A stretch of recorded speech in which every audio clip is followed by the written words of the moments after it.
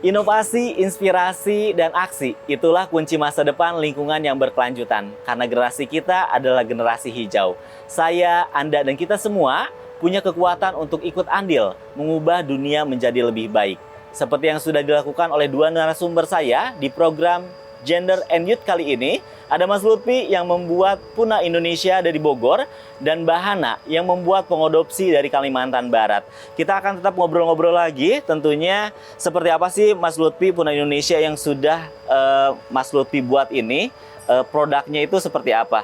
Ya, untuk Puna Indonesia itu sendiri saya membuat produk minuman rempah. Ini komposisinya berbeda dengan kompetitor. Kita rempah-rempah yang digunakan itu Simplicia. Simplicia itu berupa bahan alam yang sudah dikeringkan tanpa pengolahan apapun.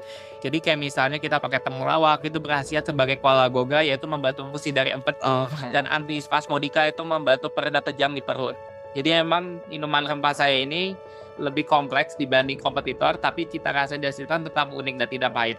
Lalu dari Puna Games, selain bentuk fisiknya yang bisa dimainkan di meja, ada juga versi raksasa yang bisa dimainkan di halaman luas. Kita main bareng-bareng dan orangnya kita sendiri sebagai pionir itu sendiri. Dan untuk Puna Forest, kita melakukan edukasinya berdasarkan ada gamifikasi. Jadi ada pendidikan yang kita berikan itu tetap bisa menyenangkan bagi para siswa seperti. Sampai saat ini sudah ada berapa produk minuman yang sudah Mas Lutfi buat ataupun nanti yang dikembangkan?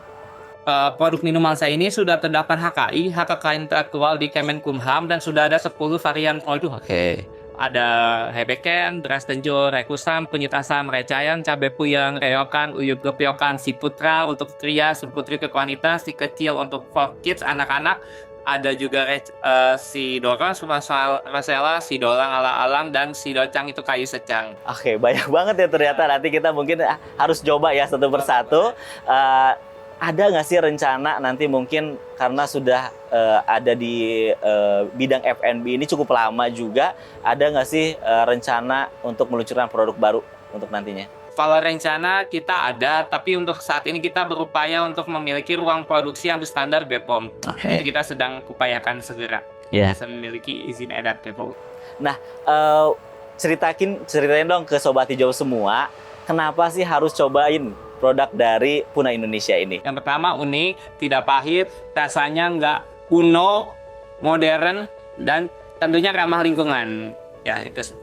Oke, tentunya sampai saat ini produksinya berarti sendiri ya? Ya. Oke, sudah mungkin punya karyawan yang bekerja tetap untuk membantu atau tetap betul-betul single fighter? Masih sendiri, betul-betul sendiri. Di keluarga mungkin ada yang membantu? Ya, pastinya di keluarga ada yang membantu di rumah. Sehari mungkin bisa produk berapa banyak? Kalau itu kita berdasarkan by PO sama by event. Kalau ada event kita buat. Karena kan produk saya itu tanpa BTP atau tanaman pangan. Jadi kalau misalnya ditaruh di suhu ruang itu cepat basi. Jadi antisipasinya kita taruh di lemari pendingin. Awet. Itu kira-kira karena itu tanpa pengawet ya, mungkin bisa berapa lama ya tahannya kalau di lemari es? Kalau di lemari es, kalau misalnya kita minumnya tidak terkena air liur, maksudnya kita tuang dulu ke gelas dari botolnya itu awet sehingga sampai 2 minggu. Tapi kalau misal udah kita minum dari mulut langsung, paling 3-5 hari udah harus segera dihabiskan. Lumayan ya, terima kasih banyak ya informasinya. Nah, selain juga tadi kan di bidang F&B, ada di bidang games juga. Nah, permainannya seperti apa sih yang realnya gitu yang bisa kita lakukan atau kita bisa mainkan bersama-sama? Ya, itu terinspirasi dari waktu saya sekolah di SMK Farmasi, ada mata pelajaran namanya itu ilmu kesehatan masyarakat.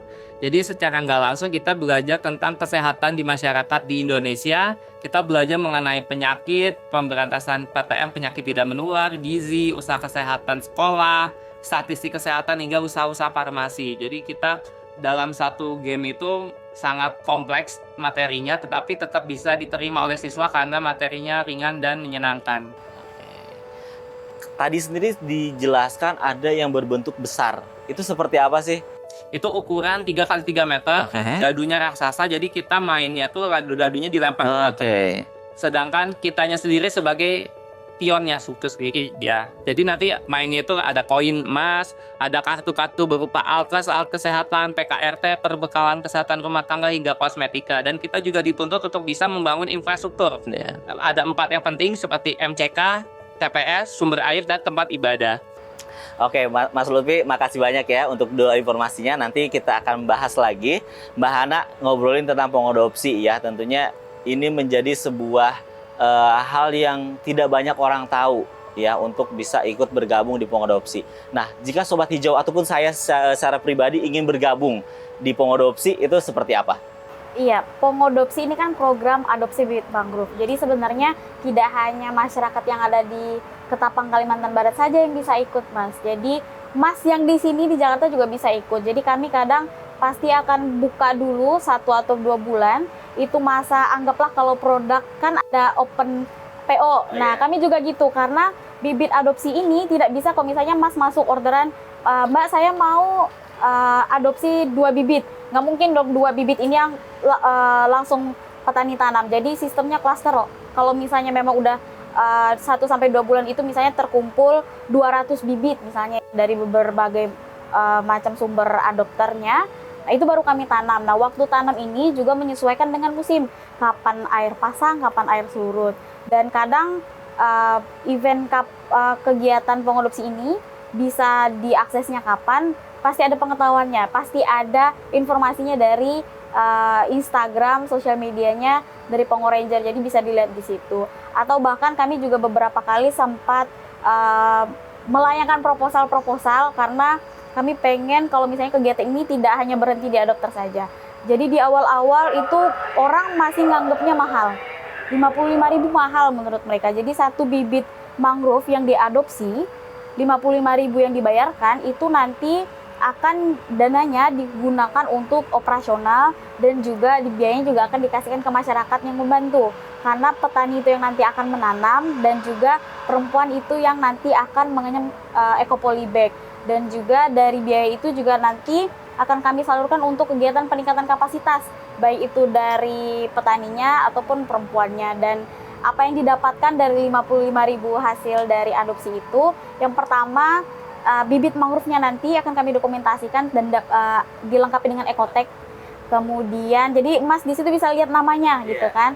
Kemudian dapat e-sertifikat. Jadi e-sertifikat atau e-sertifikat ini bakal menjelaskan kalau Mas udah mengadopsi berapa bibit dan sejak kapan. Dan kami juga pasti akan kasih sebagai tanggung jawab kami harus kasih reporting 3-6 bulan bagaimana perkembangan dari bibit mangrove-nya. Kalau misalnya ternyata bibitnya mati, itu kami juga berwajib untuk menyulam. Makanya 55.000 itu sebenarnya kecil kalau misalnya hanya beberapa bibit saja. Makanya bentuknya klaster. Kalau misalnya memang udah ada berapa ratus bibit atau bahkan berapa ribu, baru bisa kami tanam. Jadi kerjaannya sekali dan dimonitoringnya juga sekalian. Seperti itu.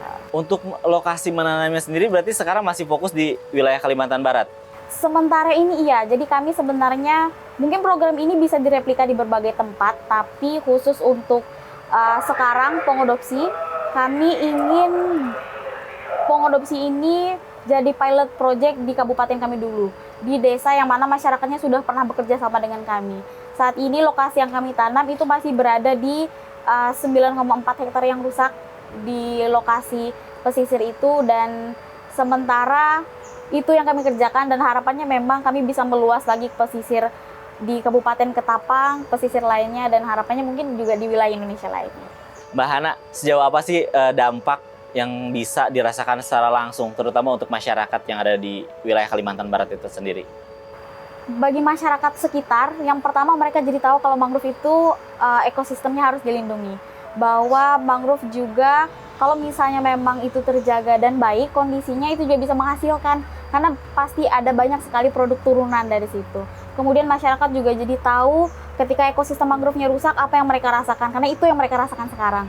Mereka jadi susah cari ikan. Air laut itu lebih sering masuk ke wilayah pertanian, intrusi air asin.